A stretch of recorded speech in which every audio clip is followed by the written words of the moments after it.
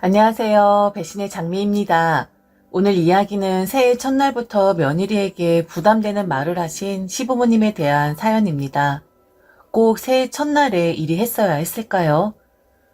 과연 이 집안에 어떤 사정이 있었을지 사연 속으로 들어가 보겠습니다.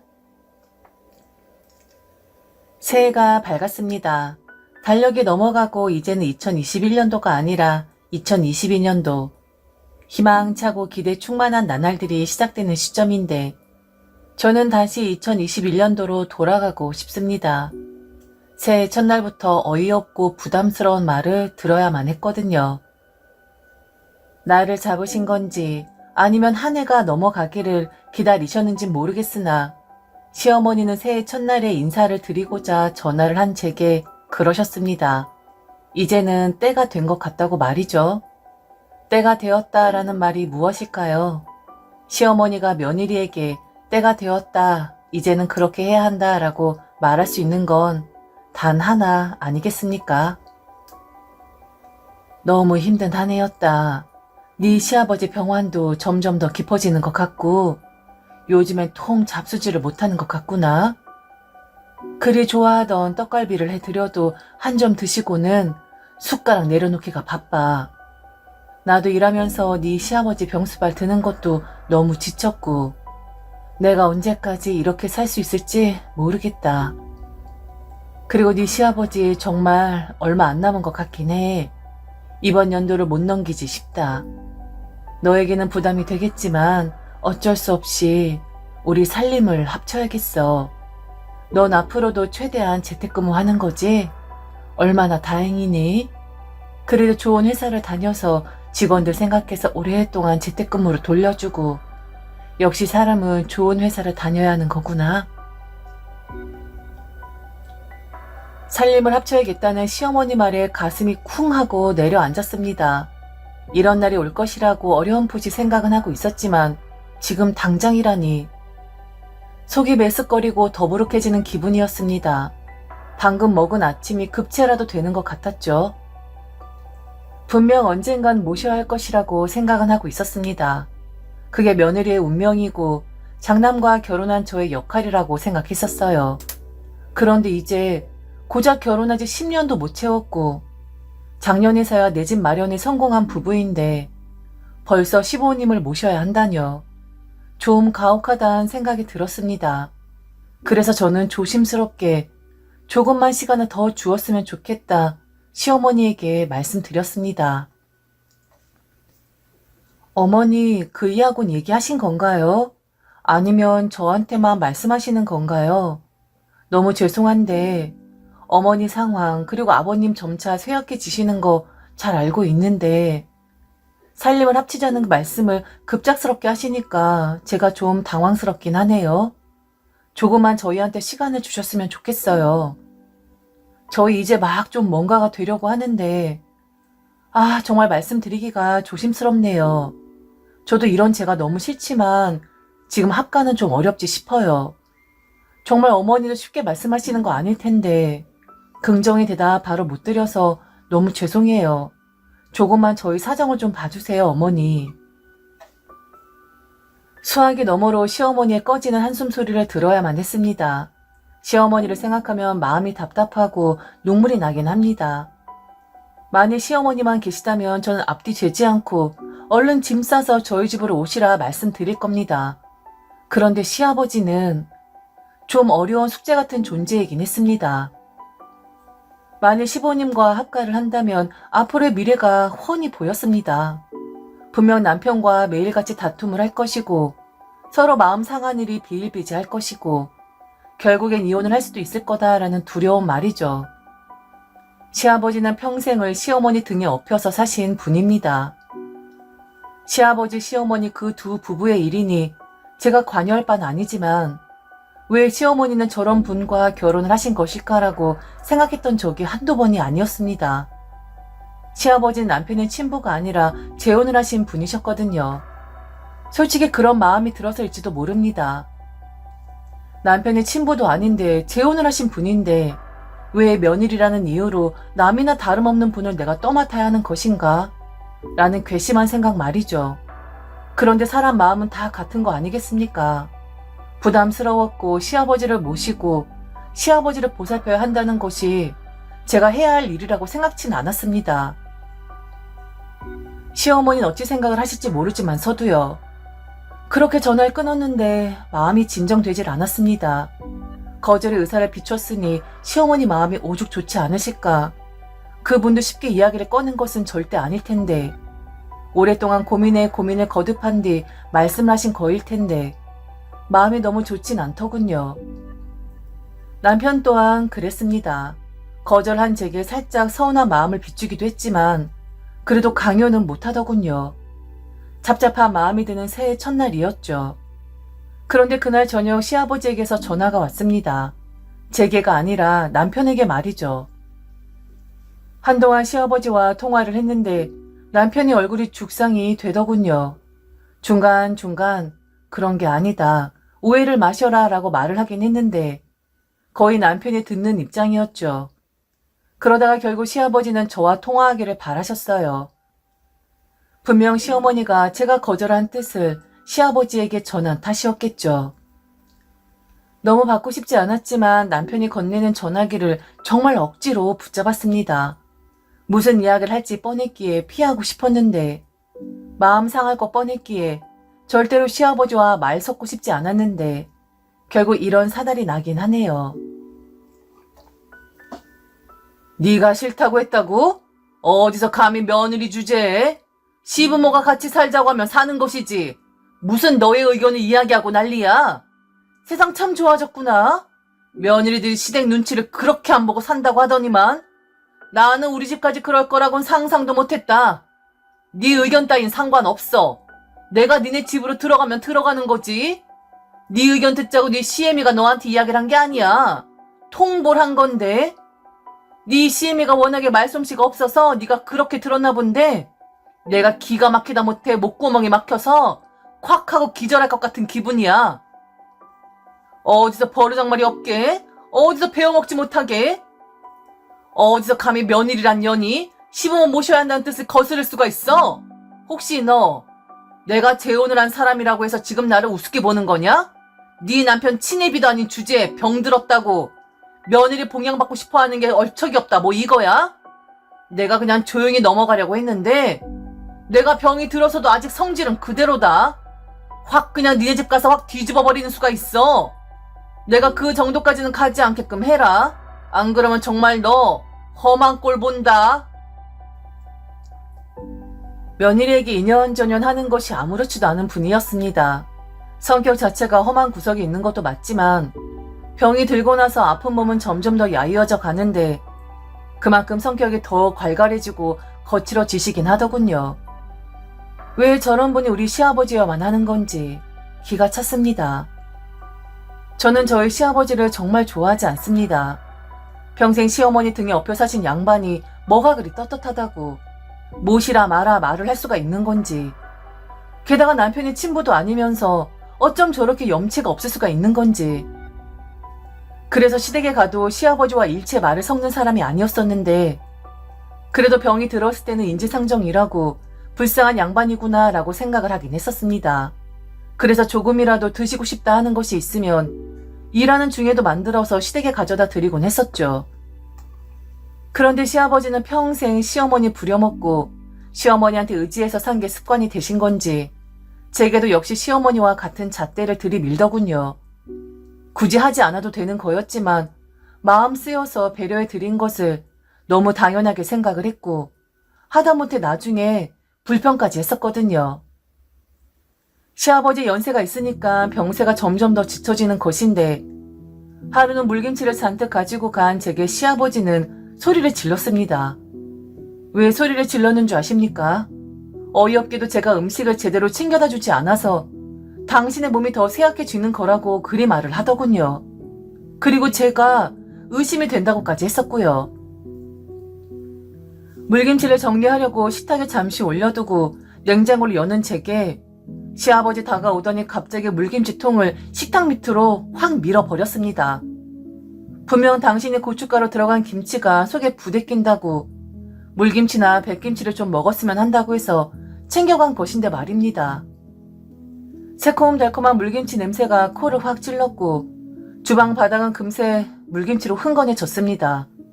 깜짝 놀라 시아버지를 쳐다보니 제게 버럭 소리를 지르면서 그러는 겁니다. 이런 김치 따위 먹어서 암이 사라지겠냐? 다른 자식들은 산에 올라가서 효험 있는 약재도 캐온다고 하더라. 죽음도 두려워하지 않고 산 타고 바위 타고 그렇게 한다고 하더라고. 그런데 넌 뭐냐? 내가 우스우니까 얼른 죽었으면 하니까 그러는 거지? 뭐 물김치 다 처먹고 배에 물이나 채우라는 거야? 내 몸이 점점 안 좋아지는 이유를 곰곰이 생각을 해봤는데 이유가 뭔 줄 아냐? 바로 너란 년 때문이야. 네가 음식을 제대로 챙겨주질 않으니까 내 병이 더 악화되는 거라고. 너 혹시 음식에 뭐 이상한 거 타는 거 아니야? 내가 빨리 죽었으면 해서 요상한 짓거리 하는 거 아니냐고. 이제 와서 음식 좀 챙겨준다고 고마워할 줄 알아? 진즉에 내가 병들기 전에 해줬으면 나 병도 안 걸렸어. 내가 병이 든 이유는 바로 니년 때문이야. 니년이 며느리년이 시아버지 밥을 건성건성 챙겨줘서 그렇고 나한테 정성을 쏟지 않았기 때문에 내가 병에 걸린 거야. 나쁜 것들. 내가 빨리 죽길 바라지? 그런데 나는 절대로 빨리 죽지 않을 거야. 벽에 똥칠할 때까지 끝까지 붙을 거야. 그래서 니들 고생하는 거 내 이 두 눈으로 지켜볼 거야. 나를 무시하고 나한테 정성 쏟지 않은 것에 대해서 내가 눈 부릅뜨고 니들한테 복수할 거라고. 이걸 그냥 확! 그러면서 제게 손을 올리려고까지 했던 분이었죠. 시어머니 출근한 상태라 부재 중이셨고 시아버지와 저 단둘뿐이었는데 이 일은 그 누구에게도 말하진 않았습니다. 그냥 알리고 싶지가 않더라고요. 치욕스럽기도 했고 그 누구에게 말을 하면 사실 여부를 따져야 하는데 그냥 내가 안 보면 되지. 더러운 똥 한번 밟았다 치고 이제는 마음을 접으면 되지 라고 생각을 했거든요. 그날 기억은 절대로 잊을 수가 없었습니다. 그래서 이후 반찬 챙겨다 드리는 것도 중단했고 병세 호전이 있는지 없는지 확인하는 것도 중단을 했죠. 그동안은 시어머니와 둘이서 시아버지를 나누어 간호했다면 그 일 이후로는 전적으로 모든 걸 시어머니에게 맡겼습니다. 맡겼다기보단 내던졌다는 말이 맞을 것 같네요. 사람의 정성도 모르고 고마움도 모르는 그런 사람에겐 신경 쓸 필요 없다 생각했고 솔직히 남편이 친부도 아니고 남이나 다름없는 사람에게 왜 마음을 써야 하느냐라는 자각도 생기게 되더라고요. 다만 혼자 일하면서 시아버지 병간호할 시어머니 안쓰럽긴 했지만 그것도 시어머니 운명이라 생각하기로 했습니다.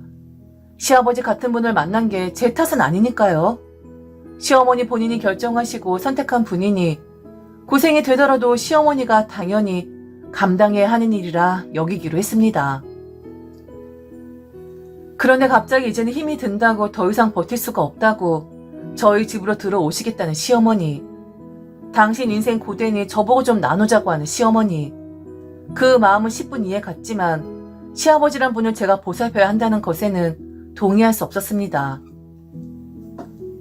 시어머니에게 최대한 조심스럽게 거절의 뜻을 말씀드렸는데 시어머니가 어찌 시아버지에게 전했길래 저렇게 난리를 치면서 의기양양하게 모셔라 라는 말씀을 하실 수가 있는 건지 참 염치라는 것이 있는 분인 건지 너무 불쾌했습니다.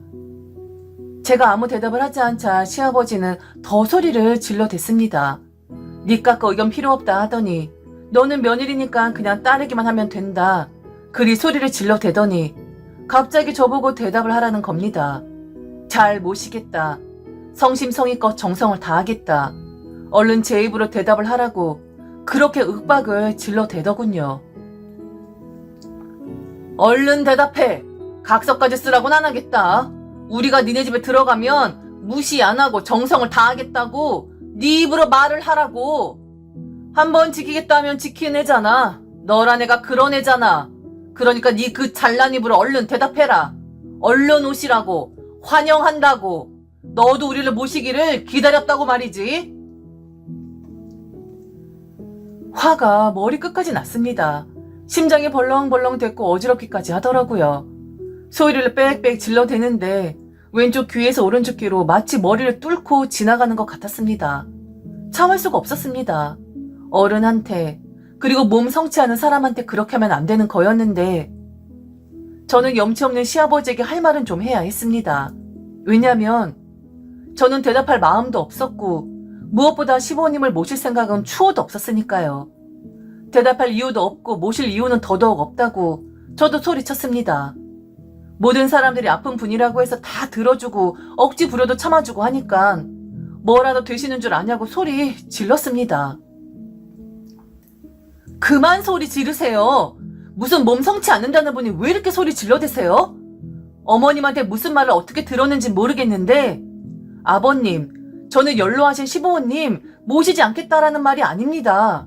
당연히 모셔야죠. 그런데 그런 제 마음에는 아버님은 계시질 않아요. 죄송하지만 저는 아버님 모실 생각 전혀 없습니다. 어머님만 모실 생각 있다고요. 저를 죽인다고 해도 혹은 제가 이혼을 해야 한다고 해도 전 아버님 모실 생각 전혀 없어요. 며느리한테 인연전연하는 시아버지, 그런 분을 어느 며느리가 두 팔 벌려 환영하면서 제 집으로 들어오십시오 할까요? 그동안 그렇게 거친 말들을 서슴지 않았으면서 이제 저한테 정성을 다하라고요? 정말 저희 집에서 사실 수 있겠어요? 제가 음식에 요상한 짓 한다고 저를 의심하셨던 분이 제 집에서 저와 한 공간에서 사실 수 있겠어요? 왜 저한테 이러세요? 왜 잘 살고 있는 저희들한테 이러시는 거냐고요? 아이고 며느리냥 무서워서 오금이 다 저리네. 내 말이 맞았던 거냐? 너 정말 내 음식에 뭔 짓을 한 거였어? 이런 요망한 것. 내가 너를 가만둘 것 같아? 그리고 우리 아들이 네가 나한테 이런 짓거리를 했다면 가만히 둘 것 같냐고. 죽어도 안 된다고? 이혼을 해도 안 된다고? 그래, 그럼 너 어디 한번 이혼 당해봐라. 내가 우리 아들한테 그렇게 하라고 할 거니까 어디 쓸쓸하게 아무것도 쥐지 못하고 쫓겨나 보라고. 참 이상한 분이시네요. 저야말로 오금이 저리거든요. 그래요. 만약 아버님 아드님께서 아버님을 선택하고 저와 이혼을 하겠다면 당연히 그렇게 해야죠. 그런데 아버님, 자신 있으세요? 정말 그이가 아버님의 편에 서게 될까요? 어쩜 이렇게 염치가 없으세요? 평생 어머님 등에 업혀서 사시고 이젠 아들 등에 업혀 사시겠다? 게다가 죄송하지만 친아들도 아니잖아요. 아버님, 이런 말까지 해서 너무 죄송한데 아버님 이렇게 하시면 안 되는 거예요. 2년 전년 며느리한테 하실 게 아니라 그냥 좀 조용히 지금 아버님을 보살펴주는 사람들한테 감사해야 하고 미안하다 생각해야 하는 거라고요. 모실 생각 없습니다. 아버님 인생이니 아버님이 알아서 잘 정리하세요. 이런 말씀 며느리로서 드리는 게 참 마음 아프지만 시작은 제가 아니었습니다. 시작은 물김치 사건부터 아버님이 시작하셨고 저는 그 사건 이후 아버님에게 마음을 접은 거라고요. 하긴 뭘 잘못했는지도 모르시죠? 그걸 아셨다면 이리 행동 못하시죠. 막 나가는 며느리 되었습니다. 남편도 옆에서 깜짝 놀랐는데 화가 너무 많이 나서 저도 제 속마음을 이야기할 수밖에 없었네요. 그리고 월요일, 아직까지 시댁에선 연락이 없습니다. 가타부타 말을 하지 않으니 어찌 이게 더 불안하긴 하네요. 남편도 제 눈치를 살피긴 하는데 그래도 은근히 제가 좀 너무했다라고 말하는 것 같긴 합니다. 그래도 저는 후회는 하지 않습니다. 제가 너무 막 나가는 사람이라고 생각을 할 수도 있지만 만일 시아버지가 적당히만 자신의 성격을 드러내셨다면 저도 적당히 조금만 시간을 달라고 했다가 모셨을지도 모릅니다. 그런데 저희 시아버지는 정말 양심이 없는 분이십니다. 너무 당연했고 시어머니 포함 모든 가족들이 당신을 위해서 희생하는 것이 언제나 바람직한 일이라고 생각을 했었거든요. 막말도 서슴지 않았었고 며느리에게 인연전연하는 그런 시아버지, 냅다 윽박부터 질러대고 보는 그런 시아버지 정말 상대하고 싶지 않습니다. 모시는 건 둘째치고 모습조차 보고 싶지 않은 마음입니다. 한 해가 시작되는 날부터 저렇게 소리를 질러대고 악담을 한 저도 마음이 편하진 않지만 이번에 확실하게 짚고 넘어가지 않으면 이번 한 해는 끔찍한 한 해가 될 것만 같습니다. 제가 너무한 거라고 욕을 하셔도 저는 마음의 변화가 없어요. 이런 나쁜 사람이라고 해도 현실적으로 저는 절대로 시아버지를 모실 마음이 없습니다. 비난을 받는다고 해도 말이죠.